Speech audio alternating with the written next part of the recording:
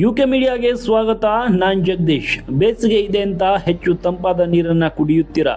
ಈ ತಂಪಾದ ನೀರಿಂದ ಆರೋಗ್ಯಕ್ಕೆ ಒಳ್ಳೆಯದಾ ಕೆಟ್ಟದ್ದಾ, ಏನಿದು ಸ್ಟೋರಿ ಅಂತ ಈ ವಿಡಿಯೋದಲ್ಲಿ ನೋಡ್ತಾ ಹೋಗೋಣ. ನೋಡಿ, ಬಿಸಿಲಿನ ಧಗೆಯಿಂದ ಮುಕ್ತಿ ಪಡೆಯಲು ಹೆಚ್ಚಿನವರು ತಂಪಾದ ನೀರು ಕುಡಿಯುವುದಕ್ಕೆ ಹೆಚ್ಚಿನ ಆಸಕ್ತಿ ತೋರಿಸ್ತಾರೆ.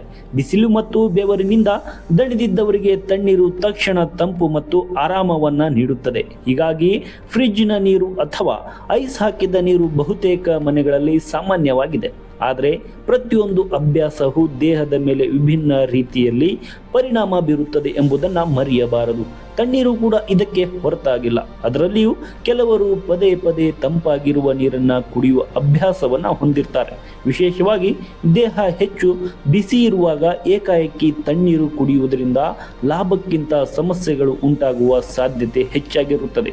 ಇದು ಮುಂದೆ ಆರೋಗ್ಯ ಸಮಸ್ಯೆ ಹೆಚ್ಚಳಕ್ಕೂ ಕಾರಣವಾಗಬಹುದು. ಹಾಗಾದರೆ ತಂಪಾದ ನೀರು ಕುಡಿಯುವುದರಿಂದ ಯಾವ ರೀತಿಯ ಸಮಸ್ಯೆಗಳಾಗುತ್ತದೆ, ಯಾರು ಇದರಿಂದ ದೂರ ಇರಬೇಕು ಮತ್ತೆ ಇದಕ್ಕೆ ಕ್ರಮಗಳೇನು ಎಂಬುದನ್ನು ಈ ವಿಡಿಯೋದಲ್ಲಿ ಮತ್ತಷ್ಟು ನೋಡ್ತಾ ಹೋಗೋದಾದ್ರೆ, ತಂಪಾದ ನೀರು ಕುಡಿಯುವುದರಿಂದ ಉಂಟಾಗುವ ಆರೋಗ್ಯ ಸಮಸ್ಯೆಗಳನ್ನು ನೋಡೋದಾದ್ರೆ, ತಜ್ಞರ ಪ್ರಕಾರ ತುಂಬಾ ತಂಪಾದ ನೀರು ಅಥವಾ ತಣ್ಣೀರು ಕುಡಿಯುವುದರಿಂದ ಜೀರ್ಣಕ್ರಿಯೆಯ ಮೇಲೆ ಪರಿಣಾಮ ಬೀರುತ್ತದೆ. ಇದರಿಂದಾಗಿ ಆಹಾರ ಸರಿಯಾಗಿ ಜೀರ್ಣವಾಗದೆ ಹೊಟ್ಟೆ ಭಾರವಾಗುವುದು ಅಥವಾ ಗ್ಯಾಸ್ಟ್ರಿಕ್ ಸಮಸ್ಯೆಗಳು ಕಂಡುಬರಬಹುದು. ಜೊತೆಗೆ ತಣ್ಣೀರಿನಿಂದ ಗಂಟಲಲ್ಲಿ ಕೆರೆತ ಅಥವಾ ಶೀತಕ್ಕೆ ಕಾರಣವಾಗಬಹುದು. ಅದರಲ್ಲಿಯೂ ಬೇಸಿಗೆಯಲ್ಲಿ ದೇಹ ಬಿಸಿಯಾಗುವುದರಿಂದ ಒಮ್ಮೆಲೆ ತಣ್ಣೀರು ಕುಡಿದಾಗ ದೇಹದ ತಾಪಮಾನದಲ್ಲಿ ಏಕಾಏಕಿ ಬದಲಾವಣೆಯಾಗುತ್ತದೆ. ಕೆಲವರಿಗೆ ತಲೆನೋವು ಅಥವಾ ಸುಸ್ತು ಕಾಣಿಸಿಕೊಳ್ಳಬಹುದು. ಮಾತ್ರವಲ್ಲ, ಇದು ರಕ್ತ ಸಂಚಾರದ ಮೇಲೂ ಪರಿಣಾಮ ಬೀರುತ್ತದೆ.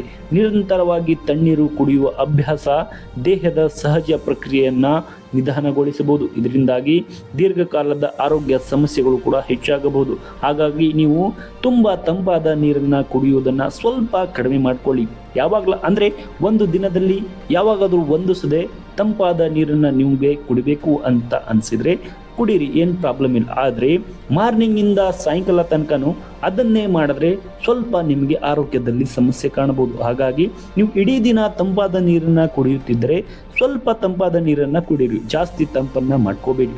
ಹಾಗಾಗಿ ಇನ್ನು ತಂಪಾದ ನೀರು ಯಾರಿಗೆ ಒಳ್ಳೆಯದಲ್ಲ ಅನ್ನೋದನ್ನು ನೋಡೋದಾದರೆ, ನೋಡಿ, ಜೀರ್ಣಕ್ರಿಯೆ ಸರಿಯಾಗಿ ಆಗದವರು ತಣ್ಣೀರು ಕುಡಿಯಬಾರದು.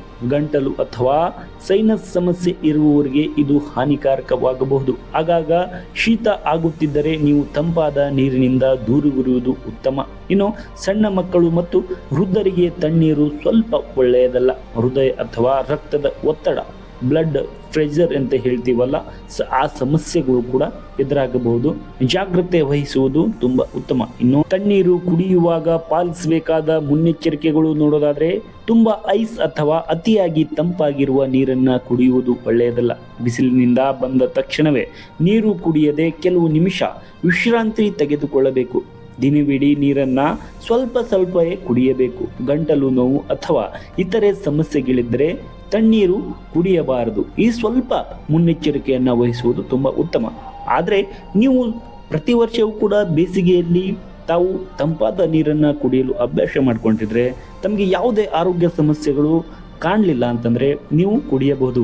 ಇಲ್ಲಿ ಈ ಮಾಹಿತಿ ಪ್ರಕಾರ, ತಜ್ಞರ ಪ್ರಕಾರ ಯಾವುದೇ ಒಂದು ಸಮಸ್ಯೆ ಹೆಚ್ಚಾಗಬಾರದು ಎನ್ನುವಂತಹ ಈ ಮಾಹಿತಿಯನ್ನು ನಿಮಗೆ ಕೊಡ್ತಾ ಇರುವಂಥದ್ದು. ನಿಮಗೆ ಅಭ್ಯಾಸ ಬಿದ್ದರೆ ಕುಡಿಯೋದ್ರಲ್ಲಿ ಯಾವುದೇ ತೊಂದರೆ ಇಲ್ಲ. ಹಾಗಾಗಿ ಯಾರಿಗೆಲ್ಲ ಸ್ವಲ್ಪ ತೊಂದರೆ ಆಗುತ್ತೆ, ಗ್ಯಾಸ್ಟ್ರಿಕ್ ಈ ಥರದೆಲ್ಲ ತೊಂದರೆ ಆದಾಗ ಸ್ವಲ್ಪ ಮುಂಜಾಗ್ರತಾ ಕ್ರಮವನ್ನು ವಹಿಸಿ. ಯಾಕಂತಂದರೆ ಈ ಬಾರಿ ತಾಪಮಾನ ಜಾಸ್ತಿ ಇದೆ ಅಂತ ಹೇಳಲಾಗ್ತಿದೆ. ತಾಪಮಾನ ಮತ್ತು ಬಿಸಿಲಿನ ಅಭಾವ ಕೂಡ ಜಾಸ್ತಿ ಆಗುತ್ತೆ ಅಂತ ಹೇಳಲಾಗ್ತಾ ಇರೋದ್ರಿಂದ ಈ ಒಂದು ಮಾಹಿತಿ ತಮಗೆ ಉಪಯುಕ್ತವಾಗಲಿ ಎನ್ನುವಂತಹ ಒಂದು ಕಾರಣಕ್ಕೆ ಮಾಡ್ತಾ ಇರೋದು. ಈ ಮಾಹಿತಿ ಇಷ್ಟವಾಗಿದ್ದರೆ ನಮ್ಮನ್ನು ಸಬ್ಸ್ಕ್ರೈಬ್ ಮಾಡಿ, ಫಾಲೋ ಮಾಡಿ, ಶೇರ್ ಮಾಡಿ, ಹಾಗೇನೆ ಸಪೋರ್ಟ್ ಮಾಡಿ. Thank you.